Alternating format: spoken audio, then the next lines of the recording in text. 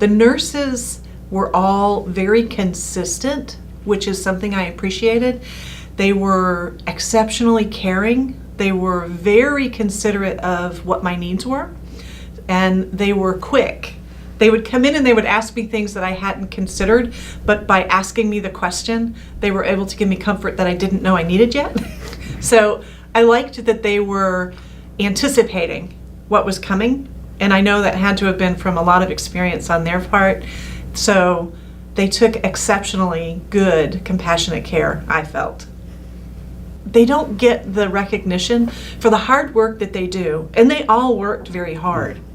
And they genuinely do care, and I appreciated that they let me ask them any kind of questions. They never made me feel bad if I had to push my button or ask things. In the beginning, it was hard for them because I had my new hip and I wanted to go.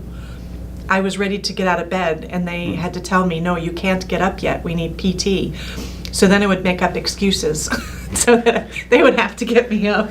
So I had to go to the bathroom. They would roll their eyes and laugh. I mean, it was just fun. But they kept me in check and made sure I was safe, and I appreciated it.